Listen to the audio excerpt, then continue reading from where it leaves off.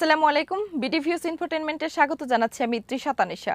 আজ জানাবো সমরাস্ত্র প্রতিরক্ষা বিষয়ক কিছু গুরুত্বপূর্ণ খবর। ইরান আবারও পারস্য উপসাগর, হরমুজ প্রণালী ও ওমান উপসাগরের উপর নিজেদের সার্বভৌম অধিকার থাকার কথা স্পষ্টভাবে পুনর্ব্যক্ত করেছে। দেশটির পররাষ্ট্র মন্ত্রণালয়ের মুখপাত্র ইসমাইল বাঘাই সাপ্তাহিক সংবাদ সম্মেলনে অবস্থান তুলে ধরেন। বাঘাই বলেন, এসব অঞ্চলে ইরানের অধিকার ও দায়িত্ব নির্ধারণে বিদ্যমান আইনই যথেষ্ট। একই সঙ্গে হরমুজ প্রণালী ও সংশ্লিষ্ট সামুদ্রিক অধিকার নিয়ে পার্লামেন্টে যেসব আইন প্রণয়নের উদ্যোগ নেওয়া হয়েছে সে বিষয়ে পররাষ্ট্র মন্ত্রণালয় আইন প্রণেতাদের সঙ্গে প্রয়োজনীয় সহযোগিতা অব্যাহত রাখবে। তিনি বলেন, পররাষ্ট্র মন্ত্রণালয় সবসময় বিদ্যমান আইন এবং মাঠ পর্যায়ের বাস্তব পরিস্থিতি উভয় বিষয়কেই বিবেচনায় নিয়েছে। বাঘাই আরও উল্লেখ করেন, সংবিধান অনুযায়ী পার্লামেন্টের অবস্থান স্পষ্ট ও সুস্পষ্ট। তাই আইন প্রণয়নের পুরো প্রক্রিয়ায় প্রয়োজন অনুযায়ী পার্লামেন্টের সঙ্গে সহযোগিতা করাকে পররাষ্ট্র মন্ত্রণালয় নিজেদের দায়িত্ব বলে মনে করে। ইরানের এই বক্তব্য এমন এক সময় এলো যখন হরমুজ প্রণালীকে ঘিরে তেহরান ও যুক্তরাষ্ট্রের মধ্যে উত্তেজনা তীব্র। বিশ্বের অন্যতম গুরুত্বপূর্ণ জ্বালানি পরিবহন পথ হিসেবে পরিচিত এই প্রণালী দিয়ে বিপুল পরিমাণ তেল ও গ্যাস আন্তর্জাতিক বাজারে পরিবাহিত হয়। ফলে এর নিয়ন্ত্রণ, নিরাপত্তা এবং জাহাজ চলাচল নিয়ে যে কোনো সিদ্ধান্ত সরাসরি প্রভাব পড়তে পারে বৈশ্বিক জ্বালানি বাজারে। বাঘাই জানান, সংশ্লিষ্ট বিল নিয়ে পররাষ্ট্র মন্ত্রণালয় ইতোমধ্যে নিজেদের বিশেষজ্ঞ মতামত দিয়েছে। আইন প্রণেতারা চাইলে ভবিষ্যতে তারা প্রয়োজনীয় পরামর্শ ও মতামত প্রদান করবেন। তেহরানের বক্তব্য থেকে স্পষ্ট, হরমুজ প্রণালীকে শুধু সামরিক বা কৌশলগত বিষয় হিসেবে নয়, বরং নিজেদের সার্বভৌম অধিকার ও জাতীয় আইনের অংশ হিসেবেও দেখছে ইরান। ফলে ভবিষ্যতে প্রণালীটির নিয়ন্ত্রণ ও জাহাজ চলাচল নিয়ে যে কোনো আন্তর্জাতিক আলোচনায় ইরানের এই অবস্থান গুরুত্বপূর্ণ হয়ে উঠতে পারে। ইরানি পররাষ্ট্র মন্ত্রণালয়ের মুখপাত্র ইসমাইল বাঘাই কাতারের কাছে নিখোঁজ 2 ইরানি পাইলটের ভাগ্য সম্পর্কে স্পষ্ট ব্যাখ্যা চেয়েছেন। আজ সাপ্তাহিক সংবাদ সম্মেলনে তিনি জানান, গত 2 মার্চ কাতার একটি মার্কিন সামরিক ঘাঁটিতে হামলার পর ওই 2 ইরানি পাইলট নিখোঁজ হন এবং তাদের জীবিত অবস্থায় আটক করা হয়েছে বলে তেহরানের কাছে তথ্য রয়েছে। তবে তাদের বর্তমান অবস্থান ও পরিস্থিতি সম্পর্কে কাতারের কাছ থেকে পরিষ্কার তথ্য প্রয়োজন বলে মন্তব্য করেন বাঘাই। এদিকে ইরান যুক্তরাষ্ট্রের ইসলামাবাদ সমঝোতা স্মারক বা MOU নিয়েও গুরুত্বপূর্ণ বক্তব্য দিয়েছেন ইরানি এই মুখপাত্র। তিনি বলেন, চুক্তিতে 60 দিনের কোনো নির্দিষ্ট সময়সীমা নেই, বরং ওই সময়সীমা ছিল নিষেধাজ্ঞা প্রত্যাহার এবং ইরানের পারমাণবিক কর্মসূচি নিয়ে আলোচনার জন্য নির্ধারিত সময়। ফলে 60 দিনের সময়সীমা শেষ হওয়াকে কেন্দ্র করে ইরানের ওপর কোনো চাপ প্রয়োগের সুযোগ নেই বলে ইঙ্গিত দেন তিনি। হরমুজ প্রণালী নিয়েও ইরান ও ওমানের মধ্যে সমন্বয়ের কথা তুলে ধরেছেন বাঘাই। তিনি বলেন, 2 দেশ প্রণালীটিতে নিরাপদ ও নির্বিঘ্ন নৌ চলাচল নিশ্চিত করতে একটি কার্যকর ব্যবস্থা বা মেকানিজম তৈরি করতে একসঙ্গে কাজ করছে। তেহরান মনে করে আঞ্চলিক দেশগুলোর সহযোগিতার মাধ্যমেই হরমুজের নৌ চলাচল পরিস্থিতি নিয়ন্ত্রণ করা সম্ভব। একই সঙ্গে বাঘাই স্পষ্ট করে বলেন, যুক্তরাষ্ট্রের সর্বোচ্চ চাপ প্রয়োগের নীতি এবং নতুন করে নিষেধাজ্ঞা আরোপ কোনোভাবেই ইরানকে তার নীতি পরিবর্তনে বাধ্য করতে পারবে না। তেহরান অর্থনৈতিক ও রাজনৈতিক চাপ মোকাবেলা করে নিজস্ব স্বার্থ ও আঞ্চলিক অবস্থান ধরে রাখবে বলেও জানান তিনি। গাজা উপত্যকায় ইসরায়েলি বাহিনীর হত্যাকাণ্ড নিয়ে গুরুতর অভিযোগ তুলেছেন ইরানের উপপররাষ্ট্রমন্ত্রী কাজেম গারিবাবাদি। তিনি বলেছেন, ইসরায়েলের জাতীয় নিরাপত্তা মন্ত্রী ইতামার বেন গাভির গাজায় প্রতিরাতে 30 থেকে 40 জন ফিলিস্তিনিকে হত্যার জন্য একটি কোটা নির্ধারণের কথা বলেছেন। গারিবাবাদি মনে করেন, বেন গাভিরের এই বক্তব্য ভবিষ্যতে যুদ্ধাপরাধ ও মানবতা বিরোধী অপরাধের বিচারের ক্ষেত্রে গুরুত্বপূর্ণ প্রমাণ হিসেবে সংরক্ষণ করা উচিত। আজ নিজের এক্স অ্যাকাউন্টে দেওয়া এক পোস্টে গারিবাবাদি বেন গাভিরের মন্তব্যের তীব্র নিন্দা জানান। তিনি বলেন, ইসরায়েলি মন্ত্রী একই সঙ্গে গাজা থেকে ফিলিস্তিনিদের বিতাড়ন এবং সেখানে ইসরায়েলি বসতি সম্প্রসারণের কথা বলেছেন।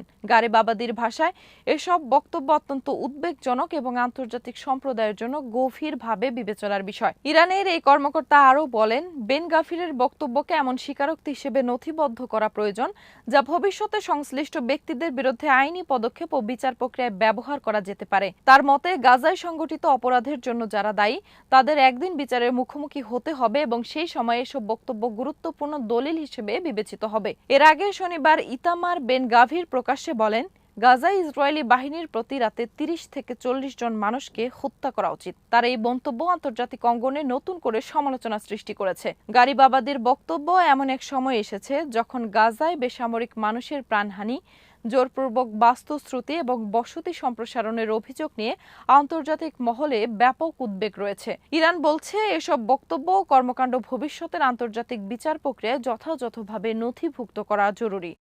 ইরাক সীমান্ত সংলগ্ন পশ্চিম কারণ অঞ্চলের আজাদেগান তেল ক্ষেত্র এখন ইরানের প্রকৌশল, প্রযুক্তি, অর্থায়ন ও ব্যবস্থাপনার সক্ষমতার বড় পরীক্ষা।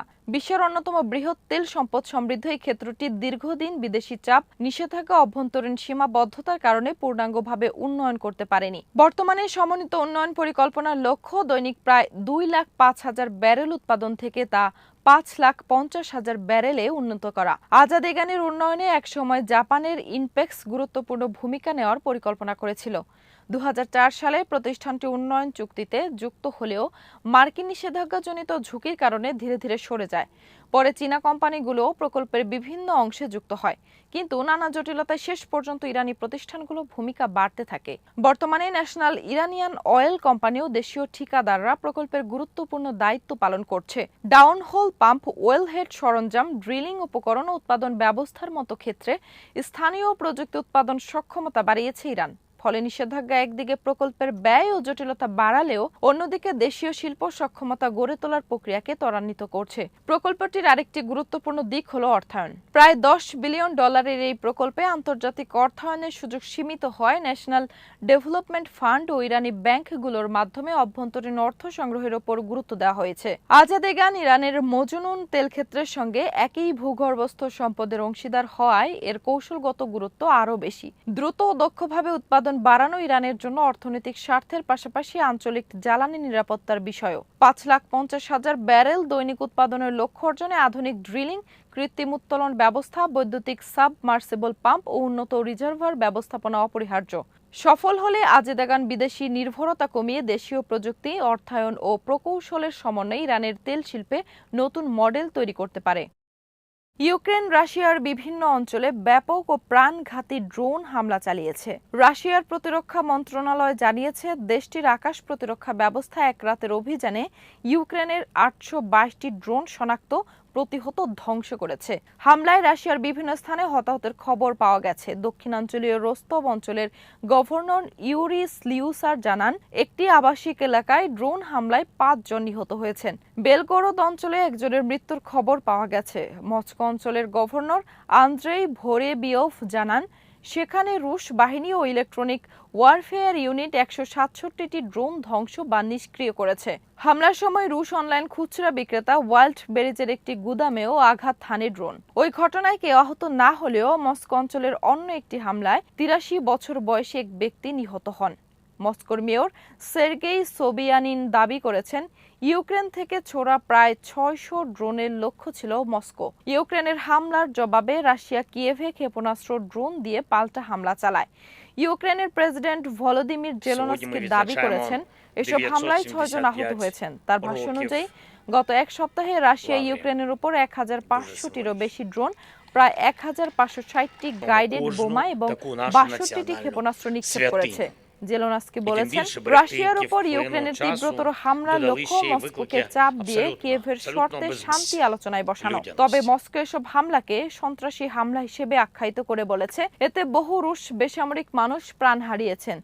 আজ এখানেই শেষ করছি। সমরাস্ত্র, প্রতিরক্ষা ও কূটনীতির নানা তথ্য জানতে চোখ রাখুন বিডি নিউজ ইনফোটেইনমেন্টে। ভালো লাগলে চ্যানেলটি সাবস্ক্রাইব করুন। আল্লাহ হাফেজ।